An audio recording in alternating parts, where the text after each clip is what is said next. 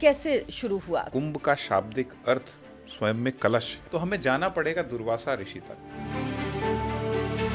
इंद्र से किसी बात पर नाराज होने के कारण इंद्र को और सभी देवताओं को श्राप दिया, तो 4 स्थानों पर अमृत की बूंदें छलकी। कि जहाँ पे बूंदें छलकी उन जगहों पर कुंभ का आयोजन किया जाता रहा। सारी धार्मिक मान्यताओं में इसका वर्णन चला आता है। तो ये जो ग्रहों की गणना है, जो चाल है, आस्था का ऐसा सैलाब जो शायद देखने को नहीं मिलता। हर सनातनी, हर हिंदू चाहता है कि वो कुंभ में स्नान करे। सनातन में धर्म और विज्ञान का जो मिश्रण है, उस स्थान पर आकाश से एक विशेष शक्ति का संचार होता है। अखाड़ों का क्या महत्व है? धर्म की रक्षा के लिए शास्त्रों के साथ साथ शस्त्र वाली सेना भी होनी आवश्यक है। ये उदासीन अखाड़े का क्या मतलब? देखिए, ये इनके सबके अपने भगवान श्रीचंद भगवान। शाही स्नान क्या है? शाही स्नान का क्या महत्व है? पहले स्नान करने का अधिकार होता है सबसे पहले। आंदोलित करने वाला एक माहौल उत्पन्न होता है जब हमारे नागा ज्ञान के साथ साथ शक्ति का भी एहसास माँ गंगा में या गोदावरी में या माँ शिप्रा में प्रवेश करते हैं। कल्पवास क्या होता है तन्मय जी? सांसारिक रूप से जो हमारी दिनचर्या की बहुत सारी चीजें हैं, उनको त्याग कर एक बहुत सात्विक रूप में। ऑफिस जाते थे, टीका और कलावा हटा देते थे, वो आज गर्व से उसको धारण करते। पार्टी करते हुए फोटो डालते थे, उसी गर्व के साथ वो भगवान शिव का रुद्राभिषेक करते हुए फोटो और वीडियोस डालते। नमस्कार दर्शकों, दर्शना शो में आपका बहुत बहुत स्वागत है। कुंभ चल रहा है प्रयागराज में, ऐसा कुंभ जिसका आयोजन 144 साल बाद हुआ है। कुंभ मेला सिर्फ मेला नहीं, बल्कि ये आस्था, इतिहास और संस्कृति का संगम है। कुंभ एक धार्मिक उत्सव नहीं, बल्कि कुंभ समाज के लिए आध्यात्मिक उन्नति का भी अवसर है। इस कुंभ का आयोजन इस बार प्रयागराज में हुआ है, लेकिन कुंभ 4 जगहों पर भारत में आयोजित होता है: प्रयागराज, हरिद्वार, नासिक और उज्जैन। हरिद्वार में हर की पैड़ी पर कुंभ का आयोजन होता है और इसका जो आयोजन का जिम्मा होता है, जो आयोजित करती है संस्था, वो श्री गंगा सभा हरिद्वार है। श्री गंगा सभा हरिद्वार के महामंत्री श्री तन्मय वशिष्ठ जी इस वक्त हमारे साथ हैं। तन्मय जी से हम हरिद्वार में होने वाले कुंभ के बारे में नहीं, बल्कि प्रयागराज में होने वाले कुंभ के बारे में भी बात करेंगे। ये 144 साल बाद जो अद्भुत संयोग बन रहा है, क्यों इसे इतना खास कहा जा रहा है? क्यों ये कहा जा रहा है कि आपकी आने वाली पीढ़ी, 2 पीढ़ियां भी इस तरह के कुंभ का लाभ नहीं उठा पाएंगी? कुंभ जिसमें जो खर्च हो रहा है, जो बजट है, वो 6,382 करोड़ का है। कुंभ जिसमें हर रोज तकरीबन 4 करोड़ लोग पहुंचेंगे।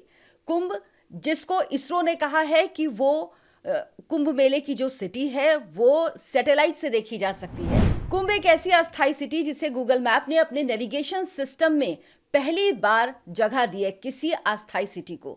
तो तमाम सारी चीजें हैं जो कुंभ के बारे में जानने के लिए हैं, तमाम ऐसी बातें हैं जो आपके मन में सवाल हैं। उन सभी सवालों के जवाब आपको आज के इस पॉडकास्ट में मिलेंगे।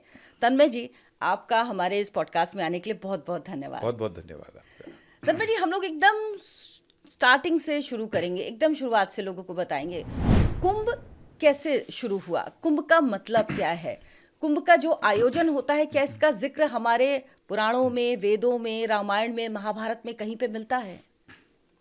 देखिए, सर्वप्रथम तो हम प्रारंभ करेंगे कुंभ से। कुंभ, जैसा कि आप जानते हैं, कुंभ का शाब्दिक अर्थ स्वयं में कलश है।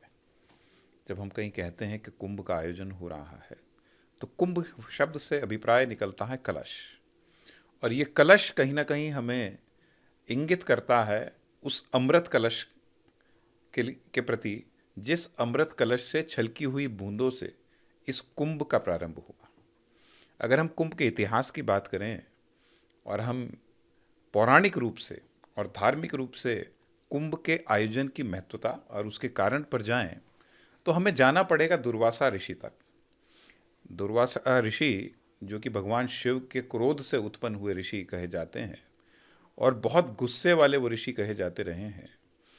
इंद्र से किसी बात पर नाराज होने के कारण दुर्वासा ऋषि ने इंद्र को और सभी देवताओं को श्राप दिया और उनकी जो शक्तियां थी उनको कम कर दिया।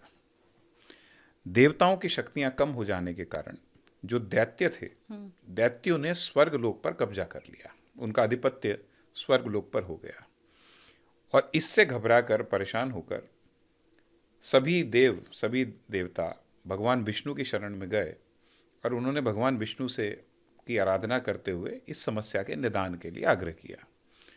तब भगवान विष्णु ने ये कहा कि समुद्र में एक अमृत कलश छिपा हुआ है और उसको निकालने के लिए हमें समुद्र मंथन करना पड़ेगा, और उस अमृत कलश से निकले हुए अमृत के सेवन से जो सभी देवता हैं वो अपनी पुनः उन शक्तियों को प्राप्त करते हुए दैत्यों से अधिक शक्तिवान बन जाएंगे और उनमें अमृत तो प्राप्त हो जाएगा, अर्थात वो अमर हो जाएंगे। लेकिन भगवान विष्णु ने कहा कि उस समुद्र मंथन को करने के लिए देवताओं को दैत्यों की भी आवश्यकता पड़ेगी। और ये कहा गया कि राजा इंद्र से कहा गया कि जाइए और जो दैत्य हैं उनसे भी इस संबंध में बात कीजिए और मिलकर समुद्र का मंथन कीजिए और उससे निकले हुए जो औषधियाँ हैं, जो रत्न हैं, उसके विषय में हम कार्य करेंगे। इसके उपरांत दैत्यों और देवों में आपस में संधि हुई, समुद्र मंथन को आपस में मिलजुल कर करने की एक सहमति बनी और मंथन के लिए मंदरांचल पर्वत को मथने के लिए और वासुकी नाग को एक रस्सी के रूप में प्रयोग किया गया और भगवान विष्णु स्वयं कश्यप के रूप में उनकी पीठ पर वो मंदरांचल पर्वत रखा गया और एक तरफ दैत्य और एक तरफ देव, वासुकी जो सर्प था उसको रस्सी बनाकर समुद्र का मंथन हुआ। और शायद अधिकांश लोग ये जानते हैं कि उस समुद्र मंथन से 14 रत्न हमें प्राप्त हुए। और सबसे पहले विष, हलाहल विष, जो भगवान शिव ने अपने कंठ में धारण किया, जिस वजह से भगवान शिव को नीलकंठ भी कहा जाता है। रंभा अप्सरा निकली, माता लक्ष्मी निकली, और ऐसे करते करते सभी रत्न वहाँ निकले। पांचजन्य शंख निकला, कल्प वृक्ष निकला, अंत में धन्वंतरी अमृत कलश को लेकर बाहर आए और उस अमृत के पान के लिए देवताओं और देवों में होड़ मची। तब भगवान विष्णु ने मोहिनी का रूप धारण किया और मोहिनी का रूप धारण करके वो देवताओं को अमृत पान कराने लगे। ऐसे में एक असुर, एक राक्षस सूर्य और चंद्र के बीच में आकर बैठ गए और मोहिनी के रूप में जब भगवान विष्णु वो अमृत पान करा रहे थे तो उन्होंने भी कुछ अमृत की बूंदें धारण कर ली। जैसे ही सूर्य और चंद्र ने देखा भगवान विष्णु को, उन्होंने इस ओर इशारा किया तो भगवान विष्णु ने अपने चक्र से उस राक्षस के 2 टुकड़े कर दिए और तब ये राहु और केतु की उत्पत्ति हुई। उसके उपरांत राजा इंद्र के पुत्र जयंत उस अमृत कलश को लेकर उड़े और दैत्य और देव उनमें आपस में छीना झपटी हुई। दैत्य भी उस अमृत के लिए भागे। तो उस छीना झपटी में जब जयंत उस अमृत कलश को लेकर चले तो 4 स्थानों पर अमृत की बूंदें छलकी। वो जो 4 स्थान जिन पे अमृत की बूंदें छलकी, उसमें एक प्रयागराज, एक हरिद्वार, एक नासिक और एक उज्जैन। तभी से ये 4 कुंभ, 4 स्थानों पर कुंभ का आयोजन किया जाता है। शास्त्रोक्त रूप में ये भी वर्णन आता है कि 12 स्थानों पर कुंभ का आयोजन होता है, लेकिन वो 8 स्थान देवलोक में है और पृथ्वीलोक पर 4 स्थानों में कुंभ का आयोजन होता है। और वर्तमान में प्रयागराज में कुंभ का आयोजन हो रहा है। और ज्योतिषीय गणना के अनुसार जब सूर्य मकर राशि में और बृहस्पति वृषभ राशि में जब उनका योग होता है तो प्रयागराज में कुंभ का आयोजन होता है। अच्छा, इसीलिए इस बार प्रयागराज में कुंभ का आयोजन हो रहा है। कुंभ का आयोजन हो रहा है। ये कुंभ पे आएंगे कि प्रयागराज में और हरिद्वार में किन किन नक्षत्रों में होता है, लेकिन आपने बताया कि 4 जगह पर वो अमृत की बूंदें छलकी। क्या तब ये जिक्र है कि जहां पे बूंदें छलकी उन जगहों पर कुंभ का आयोजन किया जाता रहा, क्योंकि ऐसा कहीं मिलता है क्या? ये है क्या कहीं पे मेंशन? देखिए, शास्त्रोक्त जो है, हमारे विष्णु पुराण में भी 4 ग्रहीय नक्षत्रों का वर्णन आता है कि जिन नक्षत्रों के हिसाब से उन नगरियों में कब कुंभ का आयोजन किया जाएगा। और हमारी सारी धार्मिक मान्यताओं में इसका वर्णन चला आता है। और आयोजन की एक स्पष्ट तिथि की बात करें तो कोई स्पष्ट तिथि या कितने वर्ष है इसका तो कोई वर्णन नहीं होता है। लेकिन प्रयाग नगरी, हरिद्वार, उज्जैन, नासिक, इनका पूर्ण वर्णन चला आता है। और ये भी स्पष्ट वर्णन है कि किस नक्षत्र के तहत, किस ग्रह के योग के कारण वहाँ पर आयोजन हो गए। देखिए, आप इस बात को ऐसे समझिए कि बृहस्पति एक राशि में 1 वर्ष रहते हैं, 12 राशियां होती हैं। तो बृहस्पति को एक पूरी 12 राशियों का भ्रमण करने में पूरे 12 वर्ष लगते हैं। इसी वजह से बृहस्पति जैसे वृषभ राशि में है तो पूर्ण 12 वर्ष के उपरांत दोबारा वृषभ राशि में आएंगे। ऐसे ही हरिद्वार में जब कुंभ राशि में होते हैं तो हरिद्वार में आयोजन होता है। अच्छा। तो बृहस्पति कुंभ राशि में 12 वर्ष के उपरांत ही वहां आएंगे। जैसे वहां 2021 में हुआ था, हाँ। अब वर्ष 2033 में वहां कुंभ का आयोजन होगा।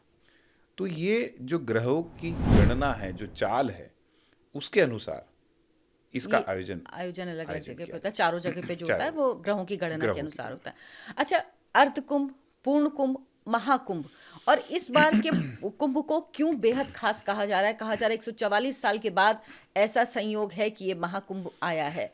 इनमें क्या फर्क है और क्या अर्ध कुंभ, पूर्ण कुंभ, महाकुंभ ये अलग अलग जगह स्थानों पर आयोजित होता है या चारों जगहों पर ये सभी आयोजित होते हैं? देखिए, हम अगर बात करें तो मुख्य रूप से 3 जो वर्गीकरण अगर हम इसका कर सकते हैं, प्रायः प्रत्यक्ष रूप से 2 ही शब्द हैं, अर्धकुंभ और कुंभ।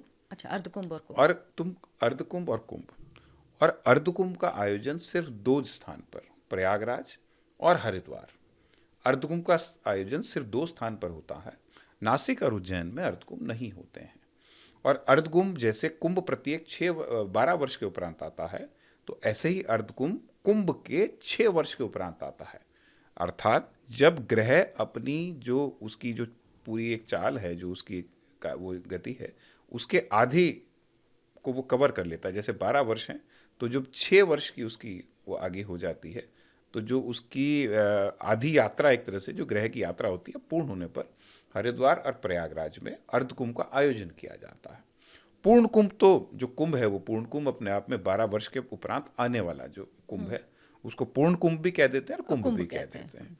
जहां तक आप महाकुंभ की बात कर रहे हैं, और जैसा कि इस समय पूरी मीडिया में प्रचलित भी है और सब लोगों के मन में भी है कि महाकुंभ लगभग 144 वर्ष के उपरांत आने वाला एक योग, जो शायद हम अगली 2 पीढ़ी तक भी ना देख पाए। ये इसलिए महत्वपूर्ण है कि एक कुंभ अर्थात 12 वर्ष और 12 कुंभ अर्थात 144 वर्ष। तो ये जो कुंभ का इस बार प्रयाग में आयोजन हो रहा है, ये 12 कुंभ के उपरांत जो एक कुंभ की 12 वर्षों की 12 यात्राएं हैं, अर्थात वो पूर्ण होने के उपरांत 144 वर्ष के बाद ये आयोजन हो रहा है। इसलिए इसको एक बहुत विशेष ज्योतिषीय योग, धार्मिक योग के रूप में लिया जा रहा है। और निश्चित रूप से इस योग में स्नान करने से जो आपके जो फल की प्राप्ति है, जो पुण्य की प्राप्ति है, और जो भगवान की जो आशीर्वाद की प्राप्ति है, वो कई गुना बढ़ जाती है। तन्मय जी, करोड़ों लोग कुंभ में स्नान करने जा रहे हैं। आस्था का ऐसा सैलाब जो शायद देखने को नहीं मिलता। इतना भव्य धार्मिक आयोजन शायद कुंभ के अलावा कोई नहीं, पूरी दुनिया में कोई नहीं है। देश विदेश से लोग आ रहे हैं। तो कुंभ में स्नान का आपने जिक्र किया, कुंभ में स्नान का क्या महत्व है, क्यों स्नान करना चाहिए, और ऐसी क्या वजह है कि हर सनातनी, हर हिंदू चाहता है कि वो कुंभ में स्नान करे? देखिए, सनातन अपने आप में बहुत ही, मैं कहूँगा कि धार्मिक आधारों के साथ साथ एक वैज्ञानिक आधार वाला धर्म है। हमारे धर्म में, सनातन धर्म में जो भी तथ्य वर्णित हैं, जो भी शिक्षाएं दी गई हैं, जो भी आधार दिए गए हैं, सब साइंटिफिक है, सब साइंटिफिक है, सब वैज्ञानिक है। एक एक तथ्य जो है वो व्याख्यात्मक होने के साथ साथ वैज्ञानिक भी है। जब हम कुंभ की बात करते हैं, पहले मैं कुंभ से ही प्रारंभ करूंगा, क्योंकि प्रश्न ये उठता है कि भाई ऐसा क्या विशेष है कुंभ में हम स्नान करें। देखिए, साधारणतः कुंभ का आयोजन हमारी देव नदियों में होता है। माँ गंगा हमारे सांस्कृतिक आधार है, हमारे सनातन धर्म का आधार है माँ गंगा। और माँ गंगा के जल का व्याख्यान करने की कोई आवश्यकता नहीं है। एक मनुष्य के जन्म के समय से उसकी मृत्यु के उपरांत तक उसके जीवन में होने वाले हर शुभ कार्य के लिए, हर धार्मिक अनुष्ठान के लिए माँ गंगा के जल की अपनी एक महत्वता है। तो किसी भी पल, किसी भी क्षण, किसी भी दिन माँ गंगा के जल में स्नान करना अपने आप में एक अलौकिक अनुभव है। पुण्यों को प्रदान करने वाली है माँ गंगा, पाप को हरने वाली है माँ गंगा। तो साधारणतः भी माँ गंगा में स्नान करने के लिए किसी मुहूर्त की आवश्यकता नहीं है, वो वैसे भी फल देती है। लेकिन ये फल और अधिक बढ़ जाता है जब कोई विशेष ज्योतिषीय संयोग, कोई विशेष पर्व जब पड़ता है, जैसे अमावस्या पर बहुत सी जगह मान्यताएं हैं, पूर्णिमा पर, कार्तिक पूर्णिमा, शरद पूर्णिमा, गंगा सप्तमी, गंगा दशहरा, सोमवती अमावस्या, तो जब कोई धार्मिक दृष्टि से महत्वपूर्ण कोई तिथि आती है तो उस पर स्नान करने का और महत्व बढ़ जाता है।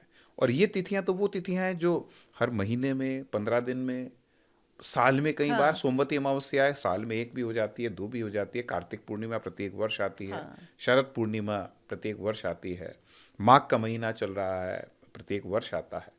लेकिन जब इन पवित्र महीनों में ये ज्योतिषीय संयोग पड़ते हैं, और देखिए कहीं ना कहीं आपको मैं बताऊं कि भौगोलिक रूप से भी और एस्ट्रोनॉमिकली भी अगर हम उस पर चर्चा करें और इस पर रिसर्च की जाए तो निश्चित ये जो हमारे धर्म शास्त्रों में कुंभ के आयोजन के जो ज्योतिषीय गणना दी गई है, मान्यता ये भी है कि औषधीय रूप से भी उस स्थान पर आकाश से एक विशेष शक्ति का संचार होता है। उस समय उस स्थान के जल में कुछ औषधीय गुण स्वयं उत्पन्न होते हैं। एक वायुमंडल में एक इस प्रकार की शक्ति बनती है जो उस दिन विशेष एक ऊर्जा का संचय करती है, और वो ऊर्जा जब हम सब में प्रवेश करती है तो निश्चित रूप से हमें एक अलग आनंद भी मिलता है, शक्ति भी मिलती है, सकारात्मकता भी मिलती है। तो धार्मिक महत्व में, धार्मिक वर्णन में, क्योंकि मैंने कहा ऋषि मुनि जो भी किया गया है, क्योंकि मान्यता ये है, देखिए मूल रूप से तो धार्मिक और पौराणिक मान्यता ये है कि जिस स्थान पर अमृत की बूंदें छलकी, वो स्थान पर अमृत का तत्व आ गया। वहां अमृत की बूंदें छलकने से उस स्थान पर एक अमृत तत्व आ गया। आप उस स्थान पर जहां अमृत तत्व स्वयं में मौजूद है, जब आप स्नान करेंगे तो उस अमृत तत्व का अंश आपके अंदर भी जाएगा और आप पे भी कृपा बरसेगी।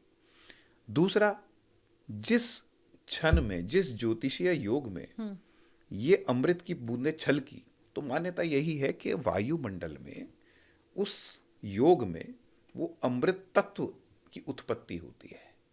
और उस स्थान पर जब आप वहां पर स्नान करेंगे, पूजा अर्चना करेंगे, भगवान की प्रार्थना करेंगे और अपने अपनी मान्यताओं के अनुसार जो भी आपके धार्मिक कार्य है वो करेंगे, जप तप जो भी आप करेंगे, तो निश्चित रूप से आपको जो हमारे ईश्वर हैं, माँ गंगा हैं, वो आपको आशीर्वाद देंगी, कृपा बरसेंगी।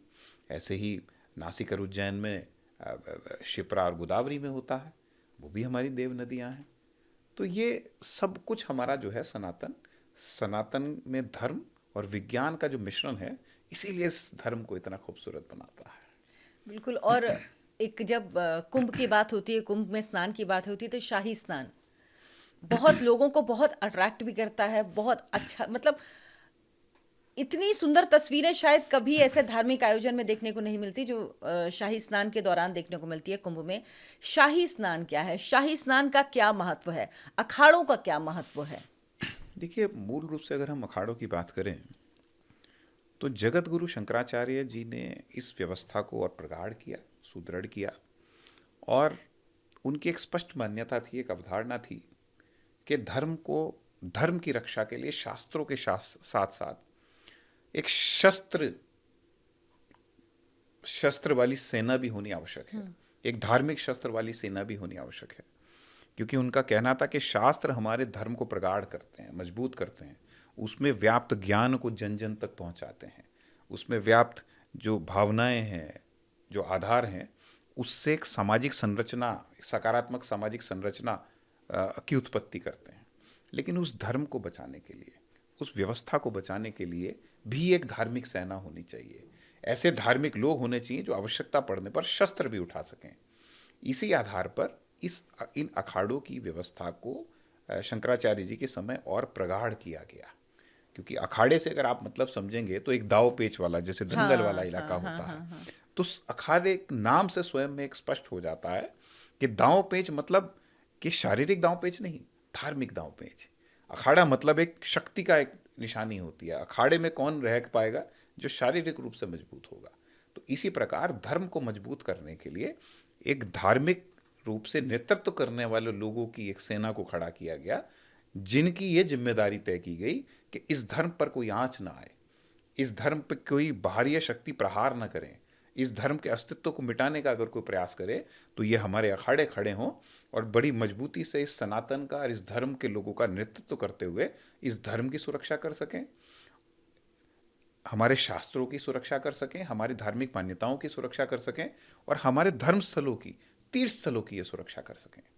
तो इस प्रकार इन अखाड़ों की व्यवस्था का वर्गीकरण हुआ और वर्तमान में हमारे 13 पूजनीय अखाड़े, जिसमें कि देश के सभी प्रमुख बड़े संत किसी ना किसी अखाड़े से जुड़े चले आते हैं, उसमें भी अखाड़ों का 3 श्रेणियों में 3 अपनी अपनी मान्यताओं के हिसाब से वर्गीकरण है। शैव अखाड़े हैं जो भगवान शिव के एक तरह से उपासक हैं, अनुयायी हैं। फिर वैष्णव अखाड़े हैं और उदासीन अखाड़े हैं। तो 13 अखाड़ों में 7 अखाड़े हमारे शैव अखाड़े हैं और 3 अखाड़े हमारे वैष्णव हैं और 3 अखाड़े हमारे उदासीन अखाड़े हैं। ये उदासीन अखाड़े का क्या मतलब हुआ? मतलब ये किसके उपासक होते हैं? शैव और वैष्णव तो समझ में आ गया। देखिए, ये इनके सबके अपने भगवान श्रीचंद भगवान की मान्यता होती है इनकी, और उसमें 3 मुख्य रूप से हमारे आते हैं। अगर हम अखाड़ों की बात करें तो बड़ा उदासीन अखाड़ा और नया उदासीन अखाड़ा और निर्मल उदासीन अखाड़ा, 3 आपस में एक अपनी अपनी मान्यताओं के, अपने अपने परंपराओं के अनुसार ये अपने अखाड़ों का संचालन करते हैं। और श्रीचंद भगवान को जैसे बड़ा उदासीन और ये हैं, उनके वो उपासक होते हैं। अपनी सब अखाड़ों की अपनी एक व्यवस्थाएं हैं, आंतरिक व्यवस्थाएं हैं, और उसी नियमों के अनुसार इन अखाड़ों का संचालन होता है। और बड़ी स्ट्रिक्ट, मैं कहूँगा बड़ी टाइट व्यवस्था इनकी आपस की नियमों के तहत रहती है और किसी को भी उसका उल्लंघन करने का अधिकार नहीं है। हमारे परम पूजनीय सब महामंडलेश्वर अखाड़ों द्वारा बनाए जाते हैं और हर अखाड़े के अपने एक आचार्य महामंडलेश्वर भी होते हैं। तो निश्चित रूप से हमारे धर्म को मजबूत रखने में हमारे इन पूजनीय संतों का, इन साधुओं का एक बहुत बड़ा योगदान है।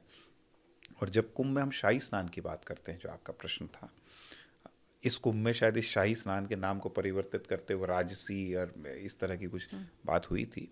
देखिए, शाही अगर शब्द की भी बात करें तो शाही का मतलब होता है वैभवशाली, अपने आप में एक राजा महाराजा वाली बात जब आती है। तो देखिए, हमारे धर्म का चेहरा, दिल और दिमाग, ये सब हमारे पूजनीय संत हैं। जब हम हिंदू धर्म की बात करते हैं तो कहीं ना कहीं ये सम्मानित साधु संत, जो पुजारी हैं और मतलब जो भी इस तरह की पूजा पाठ में जुड़े हुए व्यक्ति हैं, वो सब आते हैं। लेकिन विशेष रूप से हमारे सम्मानित साधु संत, और उसमें भी नागा बाबा भी हमारे होते हैं, हर अखाड़े के अपने होते हैं। तो उनकी एक अलग मान्यता है। एक कुंभ के स्नान को वैभवशाली स्नान बनाने में हमारे सम्मानित अखाड़ों का बड़ा योगदान है। वो उनके अनुयायी सब मिलजुल कर, आप जाएंगे कुंभ में, अगर अभी भी आप जाएं प्रयागराज में, तो हर बड़े संत का अपना एक शिविर लगा हुआ है, निःशुल्क भोजन चल रहा है, रहने की व्यवस्थाएं हैं, अनुयायी आ रहे हैं, बड़ी एक भव्यता दी गई है। और कहीं ना कहीं ये हमारे इस धार्मिक रूप से भव्य संस्कृति के, मैं कहता हूँ कि भव्य संस्कृति को दुनिया के सामने प्रदर्शित करने का एक बहुत स्वर्णिम अवसर होता है, और हम ये इन साधु संतों और अखाड़ों के माध्यम से ही कर पाते हैं। तो हर जो शाही स्नान होता है, मुख्य स्नान पर, नागा साधुओं को पहले स्नान करने का अधिकार होता है, सबसे पहले उस अखाड़े को दिया जाता है शायद? ये अखाड़ों की व्यवस्था के तहत जब भी कोई अखाड़ा स्नान के लिए जाता है, एक अखाड़ों की अपनी आंतरिक व्यवस्था के तहत अखाड़ों का क्रम निर्धारित किया जाता है कि जिस दिन भी शाही स्नान है उस दिन कौन सा अखाड़ा प्रथम, फिर द्वितीय, तृतीय, जो भी उनका एक क्रमवार है, वो आपस की उनकी एक व्यवस्था है अखाड़ों की, उसके तहत उसका निर्धारण किया जाता है। लेकिन कोई भी अखाड़ा जब स्नान के लिए जाता है तो सबसे अग्रिम पंक्ति में जो हमारे सम्मानित नागा उस अखाड़े से संबंधित होते हैं, वो बड़ी संख्या में चलते हैं। और वो एक आंदोलित करने वाला एक माहौल उत्पन्न होता है जब हमारे नागा माँ गंगा में या गोदावरी में या माँ शिप्रा में प्रवेश करते हैं। तो एक अलग अनुभूति और एहसास करता है, और वो हमारे धर्म की ज्ञान के साथ साथ शक्ति का भी एहसास हम सबके अंदर कराते हैं। जो आपने जिक्र किया था धर्म की रक्षा के लिए, शास्त्रों की रक्षा के लिए, तो ये वही। देखिए, आप एक अनुभूति को देखिए। आज अगर हम बात करें, जनवरी का महीना है, भयंकर ठंड पड़ रही है सच में। प्रयागराज की बात करें, कोहरा है बहुत ज़बरदस्त, कपकपाती ठंड है। लोगों ने स्वेटर, कंबल, जैकेट सब पहने हुए हैं, लेकिन आप हमारे नागा बाबाओं को देखिए कि अद्भुत बिना किसी वस्त्र सांसारिक के। किसी उसके चेष्टा के, बिना हाँ, किसी सांसारिक कोई भाई उनको कोई क्या कह रहा है, क्या सोच रहा है, अपने तप पे, अपने जप पे, जब बिना किसी वस्त्र के, हाँ, वो ऐसे ही पूरे उत्साह में, उल्लास में, राजसी जो उनकी पेशवाई निकलती है उस पेशवाई के अग्रणी बनते हुए वो जाते हैं और अटखेलियाँ करते हुए माँ गंगा में स्नान करते हैं, तो अपने आप में एक अलौकिक दृश्य क्रिएट होता है। कहाँ से आती है ये शक्ति, कहाँ से आती है ये ऊर्जा? ये उनके जप का, तप का, ये हमारे धर्म का ही तो वो है, ये ईश्वर की कृपा ही तो है। अपने जीवन को जैसे उन्होंने हमारे धर्म के लिए, इस सनातन धर्म के लिए झोंक दिया है, अपना सब कुछ त्याग दिया है, सारे सांसारिक सुख, सारे सांसारिक आकर्षण, सारी सांसारिक व्यवस्थाएं सब छोड़कर वो हमारे सनातन धर्म के ध्वजवाहक बनते हुए इन बड़े कुंभ जैसे आयोजनों में हमारे धर्म की, हमारे सनातन धर्म की विराटता को दुनिया के सामने प्रस्तुत और करते हैं। कहते हैं अपना पिंडदान करके ही नागा साधु बनते हैं। और लोगों के मन में एक सवाल और होता है कि ये जब कुंभ होता है तो नागा साधु नजर आते हैं, कहाँ रहते हैं, कहाँ चले जाते हैं, कहाँ से आते हैं, एक बड़ा कौतूहल होता है मन में। देखिए, नागा बाबू कहाँ जाते हैं, कहाँ रहते हैं, क्योंकि ये एक ऐसा विषय है जिसकी एक गरिमा बनी रहनी भी आवश्यक है। और अखाड़ों की अपनी एक आंतरिक व्यवस्था है कि उनके जो भी नागा, सम्मानित नागा हैं, वो कहाँ रहते हैं और क्या करते हैं। और मैं अपने आप को उचित नहीं पाता कि मैं उस व्यवस्था को सार्वजनिक रूप से उस पर मैं कोई टिप्पणी करूं, क्योंकि हर व्यवस्था की अपनी एक गरिमा होती है बिल्कुल बिल्कुल। और वो गरिमा बनी रहनी भी आवश्यक है। लेकिन मैं इतना ही कहूँगा कि ये नागा हमारे धर्म का एक अभिन्न अंग है, और विशेष रूप से कुंभ के तो मतलब में पहचान नागा हैं। जब ये आगे चलते हैं, जब इनकी पेशवाई, जब नागाओं की पेशवाई निकलती है और जब बम बम बोले और जयकाराय वीर बजरंगे के जय घोष होते हैं, और उसके साथ हमारी देव नदियों में, माँ गंगा में, माँ यमुना में, माँ सरस्वती के संगम में जब वो स्नान के लिए प्रवेश करते हैं, तो उस अलौकिकता और दिव्यता की परिकल्पना ही वो लोग कर सकते हैं जो उन्होंने कभी ये ना देखा हो, और जिन्होंने स्वयं अपनी आंखों से देखा है वहाँ स्वयं की उपस्थिति में, तो उस अनुभव को, उस अनुभूति को शायद वो पूरे जीवन में कभी नहीं भूल पाते। कुंभ में जाने के लिए, क्योंकि हर व्यक्ति सनातनी जाना चाहता है, आप क्यों कहेंगे कि कुंभ स्नान हर व्यक्ति को, जो कर सकता है, जो नहीं कर सकता, जिसकी कुछ समस्याएं, दिक्कतें, बात अलग है, लेकिन अगर संभव हो तो क्या हर व्यक्ति को अपने जीवन काल में कुंभ स्नान करना चाहिए? देखिए, निश्चित रूप से एक सनातनी को हमारे सनातन धर्म का सबसे बड़ा पर्व है कुंभ। हमारे पूरे धर्म का निचोड़ है कुंभ। आप देखिए ना, पूरे भारत ही नहीं, पूरे विश्व के सारे अधिकांश धर्मगुरु एक स्थान पर, एक साथ, एक समागम, उस स्थान की स्वयं की ऊर्जा क्या होगी? जहां इतने सिद्ध और दैवीय पुरुष, जिनमें से प्रत्येक का अपना एक आभा मंडल ऐसा है कि जो जिनसे मिलने के लिए लोग वर्षों इंतजार करते हैं, वर्षों प्रतीक्षा करते हैं, ऐसे सैकड़ों हजारों हमारे साधु महात्मा, ऐसे सिद्ध पुरुष एक स्थान पर एकत्रित होकर एक साथ माँ गंगा में स्नान करने के लिए जब चलते हैं, तो आप स्वयं ये समझ सकते हैं कि आप शास्त्रीय रूप से धर्म में चाहे जितना भी विश्वास रखते हैं, लेकिन व्यवहारिक पहलू से भी अगर आप देखें तो आप स्वयं समझ सकते हैं कि जब इतने ऊर्जावान लोग सब एक स्थान पर एकत्रित होकर एक शास्त्रीय ध्वनि के साथ, जयकारों के साथ, जय घोष के साथ, ढोल नगाड़ों के साथ जब आगे बढ़ते हैं, तो उस स्थान से जो ऊर्जा निकलती है, उसकी अनुभूति जीवन में एक बार सबको कर लेनी बहुत आवश्यक है। और माँ गंगा में स्नान भी, वैसे तो माँ गंगा में स्नान सबको करना ही करना चाहिए जीवन में, लेकिन अगर अवसर मिले तो इन विशेष अवसरों पर कुंभ में स्नान, एक बार स्नान करना एक व्यक्ति के शायद जीवन का वो अनुभव हो सकता है जिसको वो कभी ना तो वो भूल सकता है, और ना ही ऐसा कोई भी अनुभव वो दोबारा जीवन में कर सकता है। और हम सनातनी होने के नाते हम सबका ये एक धर्म भी है और ये कर्म भी है कि हमारे धर्म का जो आधार है, जहाँ सबसे बड़ा फल जिसको कहा गया है कुंभ स्नान, जो सबसे बड़ी दैवीय कृपा जिसको कहा गया है, जो आपके सारे पापों को और हरने वाली और पुण्य प्रदान करने वाला जो पल, जो क्षण कहा गया है, तो उसके साक्षी आप क्यों ना बने, उस अनुभव और अनुभूति को आप क्यों ना लें।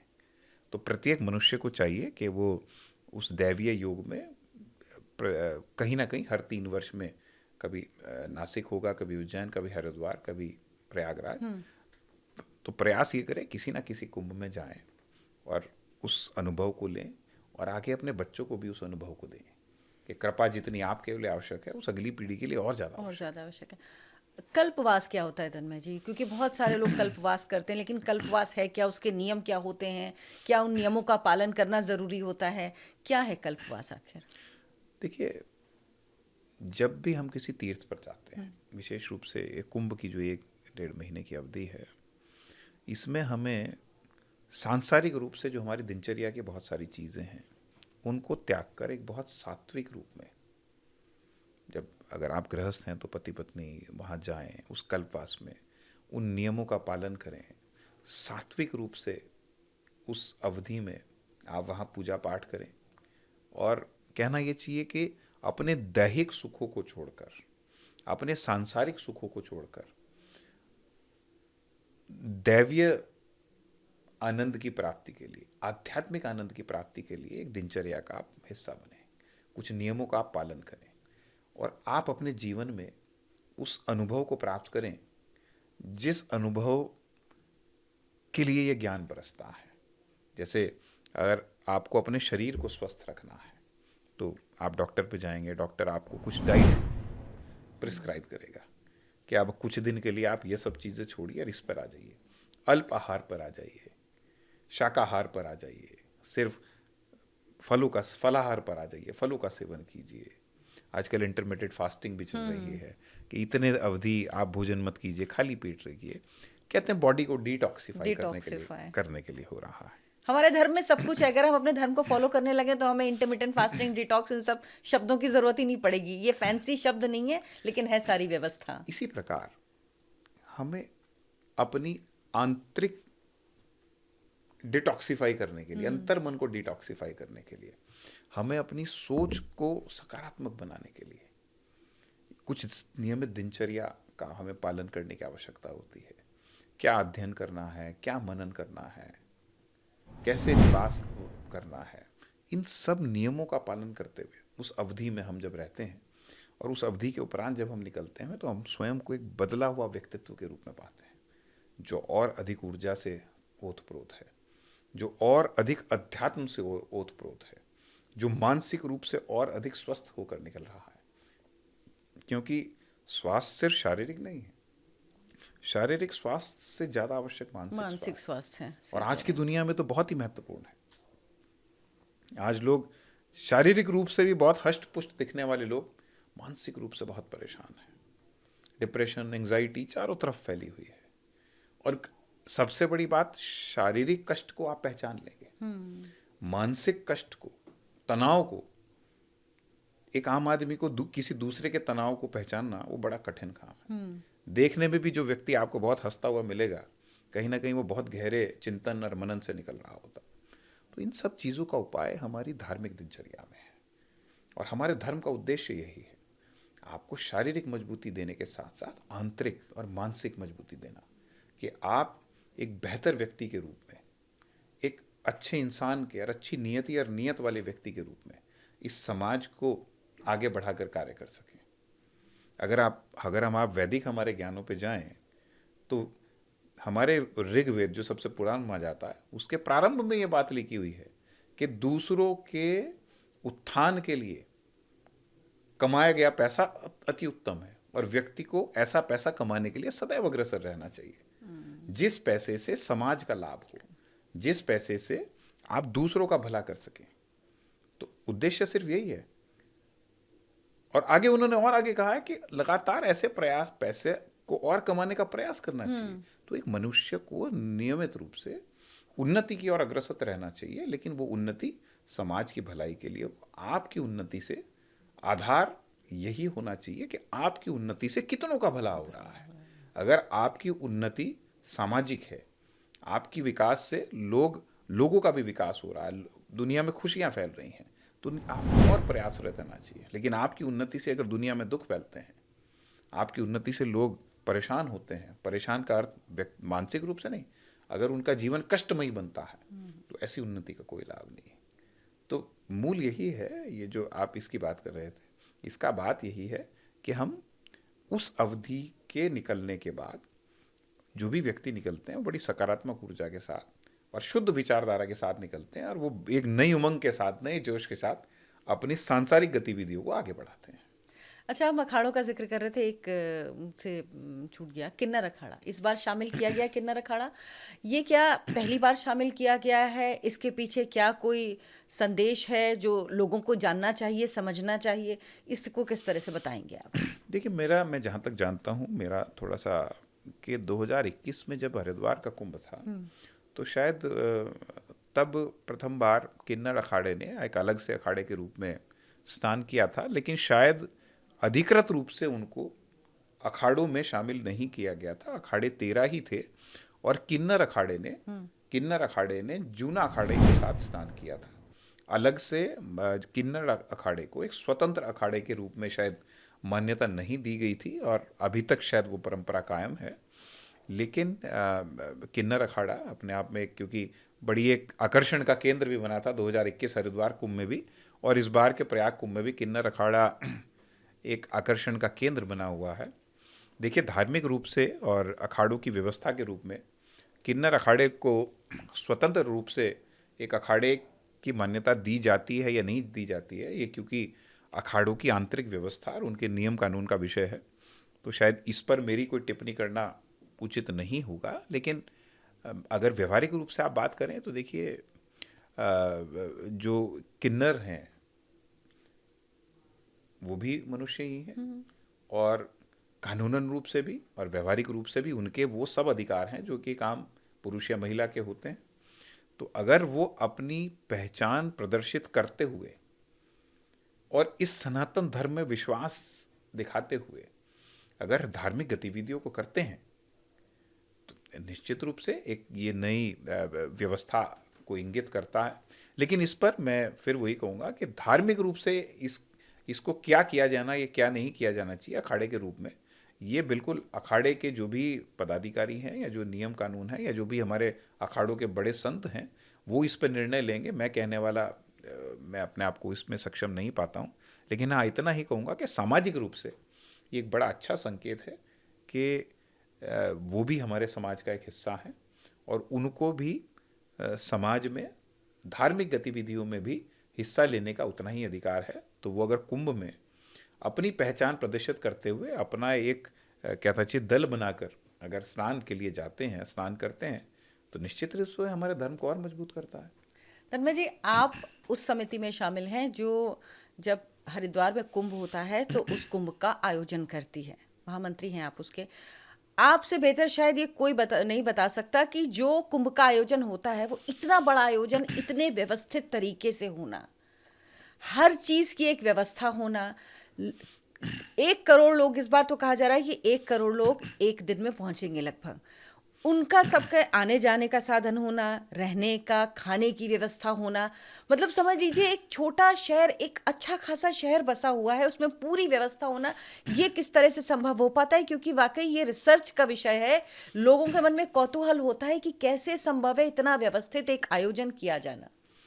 देखिए, सबसे पहले तो मैं आपको एक बात बताऊं, मेरा अपना व्यक्तिगत अनुभव ये रहा है कि एक भजन जैसे प्रचलित है कि करते हो तुम कन्हैया और मेरा नाम हो रहा है। तो जितने भी व्यवस्थापक हैं, चाहे वो धार्मिक संस्थाओं के हों, सामाजिक संस्थाओं के हों या प्रशासनिक अधिकारी हों, क्योंकि जब भी कुंभ का आयोजन होता है तो मेलाधिकारी होते हैं, पुलिस की ओर से मेला आईजी, एसएसपी जो भी बनाए जाते हैं वो भी होते हैं, फिर धर्मगुरु भी होते हैं, फिर सामाजिक संस्थाओं के लोग भी होते हैं, हम हर की पौड़ी पर श्री गंगा सभा जो प्रबंधकारिणी वहाँ की संस्था है, हम सब लोग हैं। हम प्लानिंग करते हैं, हम पूरा माइन्यूटली एक एक चीज़ों को जाके समझते हैं, पुरानी फाइलों के माध्यम से हम पुराने अनुभव जो अधिकारी जिन लोगों ने आयोजन कराया उनके जो भी इनपुट्स होते हैं उन पर हम ध्यान देते हैं, अध्ययन करते हैं सब लोग, और आगे की व्यवस्थाओं को आज की मांग के अनुसार व्यवस्थाओं को बनाते हैं। लेकिन इन सब के बावजूद मैं आपको बताऊं कि निर्विघ्न इतने बड़े आयोजन का संपन्न होना वो दैवीय कृपा ही है। आप ये मान के चलिए तो इस बार ये कहा जा रहा है कि एक स्नान पर, जैसे मकर संक्रांति का स्नान है, लगभग 4 से 5 करोड़ लोग एक स्नान पर आने की संभावना है। अब आप देखिए 4 से 5 करोड़, बहुत सारे तो यूरोप के देशों की, कई कई देशों को मिला के जनसंख्या नहीं, वही तभी तो सोच के एक आश्चर्य स्थान होता है। पर एक देश की जनसंख्या के बराबर लोगों का पहुंच जाना और सुव्यवस्थित रूप से संपन्न हो जाना, देखिए निश्चित रूप से सरकार ने, मैं बधाई देना चाहूँगा, और जो भी प्रयागराज में व्यवस्थाएं हो रही हैं, सब साधु संतों से जो बात हुई है और वहाँ जो भी श्रद्धालु आ जा रहे हैं, बहुत ही सुव्यवस्थित तरीके से व्यवस्थाओं को किया गया है, और वो भी बहुत छोटी अवधि में। हाँ, क्योंकि वहाँ गंगा जी का जल स्तर बढ़ा रहता है और लगभग 1-1.5 महीने का समय मिलता है सारी टेंट सिटी को सबसे बनाने बड़ा का। यही मुझे आश्चर्य लग रहा था, कितना कम समय मिलता है, उसमें सब व्यवस्था हो जाती है किस तरह इस से। व्यवस्था के लिए देखिए बधाई के पात्र हैं वो सभी लोग, चाहे वो वहाँ के प्रशासनिक अधिकारी हों, चाहे वो राजनीतिक जो नेतृत्व कर रहे हैं, वहाँ के मुख्यमंत्री योगी जी हों, और प्रधानमंत्री मोदी जी के पूरा निर्देशन में काम चल रहा है। इसके अलावा वो अधिकारी, वो कार्य करने वाले लोग,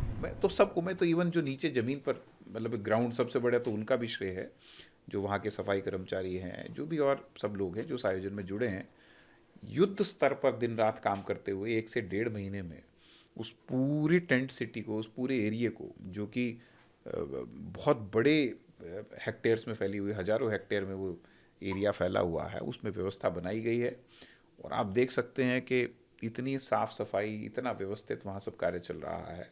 तो निश्चित रूप से सारे जो भी मानवीय जिनका योगदान है उनको विशेष रूप से बधाई, और दैवीय कृपा तो देखिए हमारे हर आयोजन का हिस्सा है ही है। और आपको मैं एक और विषय बताऊं, इस कुंभ के साथ साथ आपने देखा होगा पिछले 8-10 वर्षों में हमारे सभी तीर्थ स्थलों पर जाने वालों की संख्या बहुत बढ़ी है। ये तो मैं खुद प्रत्यक्ष रूप से, जहां मैं पहले गई हूं और अब जा रही हूं, पहले देखती थी बिल्कुल, और अब युवाओं की संख्या इतनी ज्यादा है कि देख के आश्चर्य तो, और अच्छा लगता है, सुकून मिलता है कि हमारे देश के युवक जो एक समय पे टीका लगाने में शर्माते थे, कलावा बांधने में शर्माते थे, ऑफिस जाते थे टीका और कलावा हटा देते थे, वो आज गर्व से उसको धारण करते हैं। देखिए कैसे सांस्कृतिक रूप से हमारे समाज का उत्थान हुआ है, आप इससे ही पहचान सकते हैं कि आप आज के अधिकांश युवाओं का फेसबुक अकाउंट, सोशल मीडिया, कोई भी इंस्टाग्राम, कोई भी अकाउंट देखिए, वो अगर किसी बीच पर पार्टी करते हुए फोटो डालते थे तो आज उसी गर्व के साथ वो भगवान शिव का रुद्राभिषेक करते हुए फोटो और वीडियोस डालेंगे। आज वो उसी गर्व के साथ माँ गंगा की आरती करते हुए, माँ गंगा में स्नान करते हुए अपने फोटो डालेंगे, माँ गंगा की पूजा करते हुए। वो बांके बिहारी के दर्शन करते हुए भी ऐसे ही फोटो डालेंगे, वो माँ वैष्णो देवी के दर्शन करते हुए ऐसे फोटो डालेंगे। ये जो सांस्कृतिक क्रांति हमारी युवा पीढ़ी में आई है, ये अतुलनीय है, और शायद ये अकल्पनीय भी है अगर आज से 10-12 साल पहले की बात करें। आपने सही कहा कि एक समय ऐसा था कि अगर किसी ने कलावा बांधा है और मस्तक पे बिंदी लगाई है, तिलक लगाया है, तो उसको एक ऑर्थोडॉक्स, आउटडेटेड की श्रेणी कहा जाता था।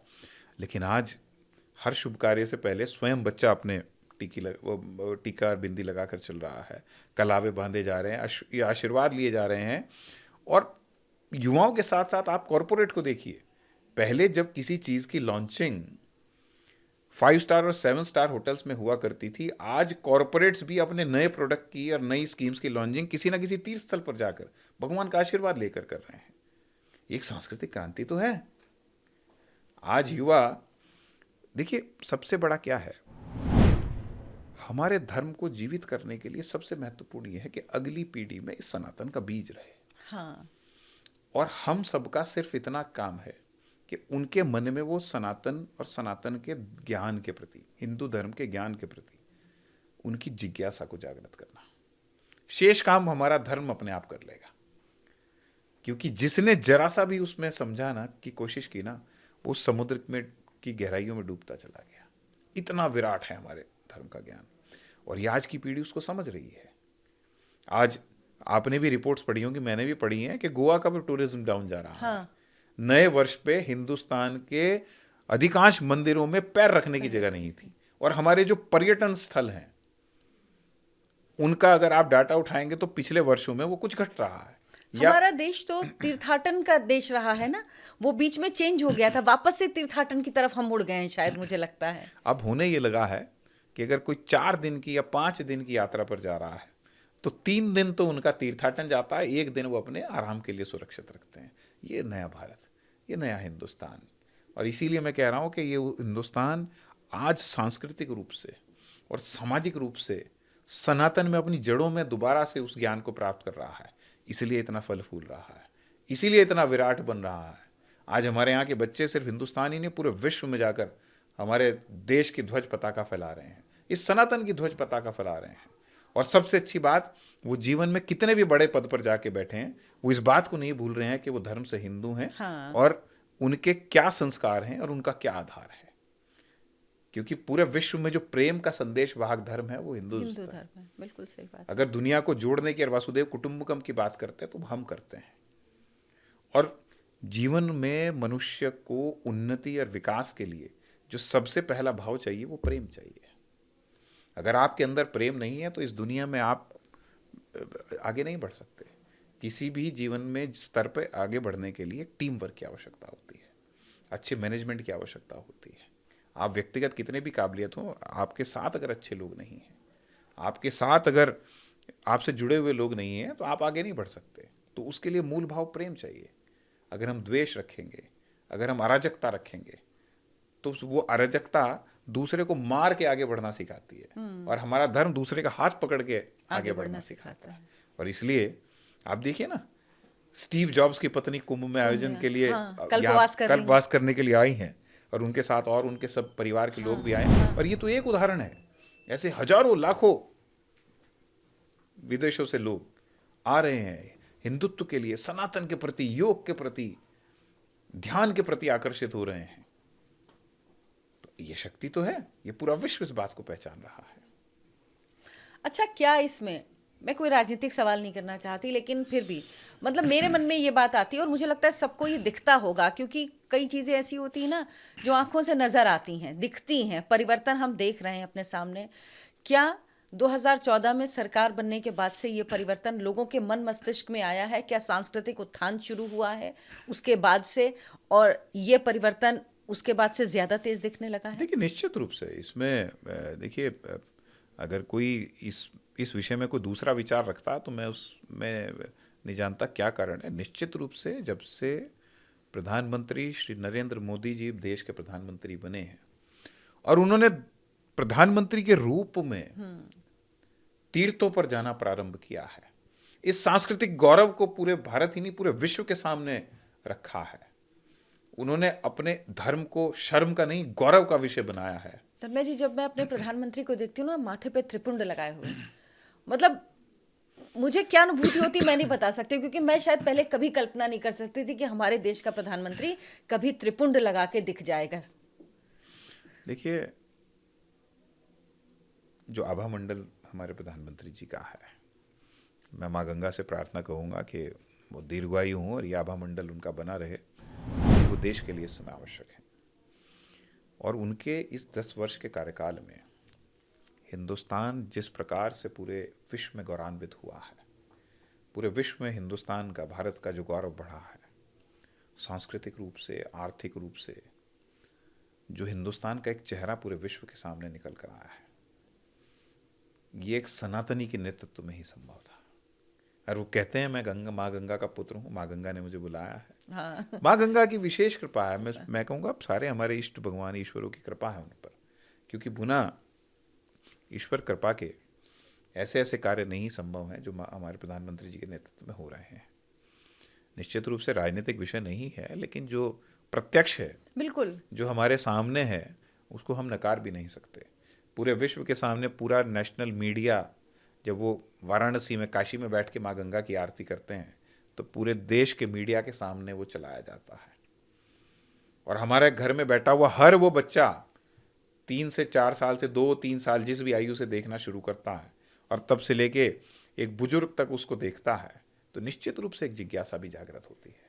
देश के प्रधानमंत्री हैं, देश का नेतृत्व कर रहे हैं, फर्स्ट पर्सन है, और आइडलाइज करती है युवा पीढ़ी उनको। बिल्कुल सही बात तो है। जब एक प्रेरणा स्रोत कोई जो व्यक्ति होता है वो जिस कार्य को करता है, तो ये युवा पीढ़ी उस युवा अवस्था में जिसको भी वो फॉलो करते हैं उसके मार्ग पर चलते हैं। अच्छा, इस बार का कुंभ के आयोजन को इसलिए और अद्भुत अलौकिक कहा जा रहा है क्योंकि केंद्र में नरेंद्र मोदी की सरकार है और उत्तर प्रदेश में मुख्यमंत्री योगी आदित्यनाथ हैं, जो खुद योगी हैं, जो खुद धर्माचार्य हैं। तो इसलिए इस आयोजन में कहा जा रहा है कि जो वहाँ पे अंदर जो व्यवस्थाएं हैं, जो जो प्रशासनिक है व्यवस्थाएं वो तो हैं, लेकिन जो धार्मिक व्यवस्थाएं हैं जिस तरह से की गई हैं, ये इससे पहले कभी नहीं नजर आई। क्योंकि इसकी बड़ी वजह यही है कि जो प्रदेश का मुख्यमंत्री है वो भी धर्म से जुड़ा हुआ है। देखिए, निश्चित रूप से 2019 का जो प्रयागराज का अर्ध कुंभ था, उसको भी कुंभ की तरह ही एक भव्यता दी गई।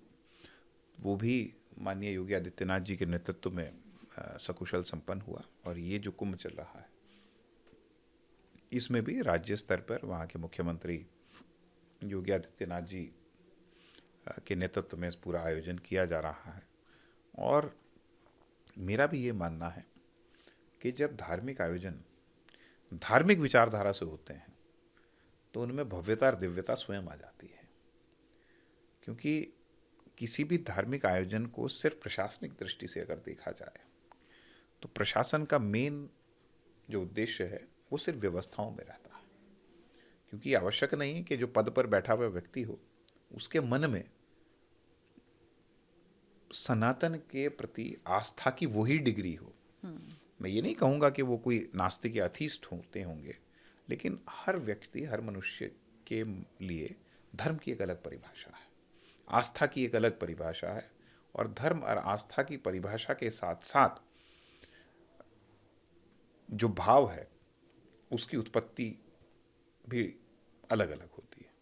लेकिन जब एक धार्मिक रूप से सिर्फ आस्थावानी नहीं, सक्रिय व्यक्ति, जैसे हमारे योगी जी हैं, धर्म के ध्वजवाहक के रूप में उन्होंने अपनी एक पहचान बनाई है। और जब कभी हिंदुत्व पर, हिंदू धर्म के प्रति अगर कोई उंगली उठी है तो हमेशा वो एक सजग प्रहरी के रूप में खड़े हुए हैं और उसका उन्होंने प्रतिशोध किया है और अपना पक्ष पूरी निडरता, निर्भीकता के साथ रखा है। तो जब ऐसा व्यक्ति व्यवस्थाओं के मुखिया के रूप में बैठ जाएगा तो व्यवस्थाओं तो सुदृढ़ होंगी, लेकिन जो धार्मिक आस्थाएं हैं उनका भी पूर्ण ध्यान रखा जाएगा। और उसी का परिणाम है कि व्यवस्थाओं के साथ साथ भव्यता, दिव्यता और धार्मिक आस्थाओं के लिए एक ऐतिहासिक कुंभ ये प्रयागराज का होने जा रहा है।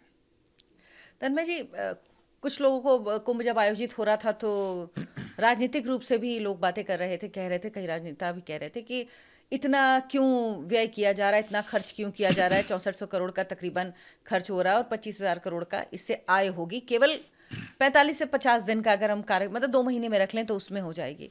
तो खर्च दिखता है, लेकिन उससे कितनी कमाई और मेजर जो रेवेन्यू का सोर्स बना है उत्तर प्रदेश में पिछले कुछ समय में, वो धार्मिक स्थान ही है। वो चाहे बाबा विश्वनाथ हो, चाहे रामलला का मंदिर हो अयोध्या में, या अब ये धार्मिक आयोजन कुंभ। तो ये सिर्फ ये नहीं कि सिर्फ खर्च, व्यवस्था जब ये बनती है तो उसमें प्रदेश के लिए राजस्व बढ़ता है। राजस्व के लिहाज से भी ऐसे आयोजन बहुत धार्मिक आधार पर तो है ही, लेकिन राजस्व के लिहाज से भी बहुत फायदेमंद होते हैं।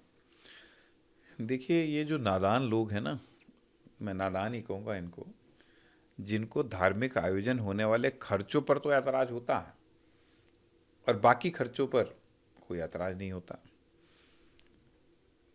इलेक्शंस में चुनाव लड़ते हुए यही नेता जो इन धार्मिक आयोजन पे होने वाले खर्चों पर ऐतराज करते हैं, स्वयं करोड़ों करोड़ों रुपए उड़ा देते हैं शराब में और अन्य व्यवस्थाओं में।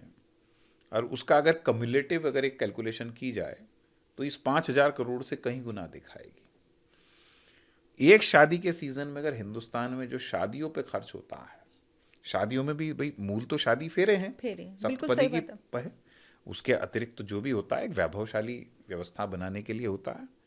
आज कोई 5 स्टार 7 स्टार होटल में कर रहा है, कोई 10,000 लोगों की पार्टी कर रहा है, कोई 100 करोड़ की शादी कर रहा है, कोई 200 करोड़ की शादी कर रहा है, तो अपना वैभव दिखाने के लिए तो है। उस आयोजन की अगर आप एक वर्ष शादी के एक सीजन में हिंदुस्तान में शादियों पे होने वाले खर्च की अगर व्यवस्था को दिखा लेंगे तो मैं मानता हूं कि वो इससे कई गुना दिखाएगी। तो जब अपने घर में एक अपने बच्चे के जन्मदिन या अपने घर में किसी अपने प्रिय की शादी के आयोजन को एक व्यक्ति भव्य से भव्य बनाने के लिए प्रयासरत रहता है, तो ये तो हमारे सनातन का सबसे बड़ा समारोह है। मैं आर्थिक पे बाद में आऊंगा, मैं धार्मिक की बात करता हूं। इतने वैभवशाली संस्कृति का, विश्व की प्राचीनतम सभ्यता का जो आधार है कुंभ, अगर उसको हम वैभवशाली नहीं बनाएंगे, उसको हम भव्य नहीं बनाएंगे, तो किसको करेंगे हम? देखिए, कुंभ सिर्फ कुछ 2, 4, 5, 10, 5 करोड़ लोगों के स्नान का आयोजन नहीं है। ये वो आधार है, ये वो बुनियाद है जिस पर यह हमारा धर्म टिका है कि भविष्य में हमारी संस्कृति, हमारा समाज, हमारा धर्म किस ओर जाएगा। अगर इसमें भी हम संकुचित मानसिकता के साथ जाएंगे, हम बात करते हैं वैश्विक सोच की, हम बात करते हैं अपनी इस प्रेम की, वासुदेव कुटुंबकम को विस्तार देने की, तो जहां उस संस्कृति को विस्तार देने की आवश्यकता हो, तो कुंभ जैसे आयोजन को 5,000 करोड़ नहीं, मैं तो कहता हूं 20,000 करोड़ भी लगाने पड़े तो लगाइए, क्योंकि ये भारत की आत्मा है, ये भारत की पहचान है, ये भारत की बुनियाद है। ये जितनी भव्य होगी, जितनी मजबूत होगी, उतना ये देश फलेगा फूलेगा। और निश्चित रूप से आर्थिक रूप से जो 5,000 करोड़ रुपए इस आयोजन पर खर्च हो रहा है, जैसा कि किसी भी आयोजन में होता है, एक समाजशास्त्री, क्योंकि बहुत सारे कम्युनिस्ट विचारधारा के लोग इस बात को ज्यादा रखते हैं, तो उन कम्युनिस्ट विचारधारा के लोगों से यह भी पूछना चाहिए कि धार्मिक आयोजनों को छोड़कर जितने भी आयोजन होते हैं, एक पानी के बोतल अगर आप नॉर्मल ग्लास से लेंगे तो फ्री मिलता है, और उसी के लिए हम आधे लीटर की बोतल के लिए 100 रुपये दिया जाता है। पानी तो वही है। रेस्टोरेंट में खाना ही तो खाना है, किसी ढाबे पे जाएंगे, स्वादिष्ट खाना मिलेगा, 100 रुपये में थाली मिलेगी, और किसी 7 स्टार होटल में जाएंगे तो 4,000 रुपये में कॉफी मिलेगी। तो ऐसा बोलने वाले लोग उन्हीं 7 स्टार होटल में 4,000 रुपये की कॉफी पीकर और तब ये मीडिया के सामने ये बात रखते हैं कि खर्च क्यों किया जा रहा है। लेकिन ऐसे बड़े आयोजन, दूसरा आर्थिक और सामाजिक पहलू में ये बताऊं कि ये रोजगार भी उत्पन्न करते हैं। इतनी बड़ी व्यवस्था के लिए कितने हजार, आज मैं देख रहा था लगभग 10 से 12 हजार तो सफाई कर्मचारी कार्य कर रहे हैं।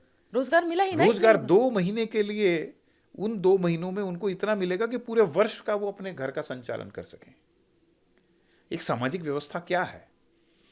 अगर उनकी सामाजिक व्यवस्था के तहत भी बात करें तो अगर पैसा एक जगह जमा रहेगा, धन का संचय अगर कुछ हाथों में एक जगह जमा रहेगा, तो समाज के लिए खराब है।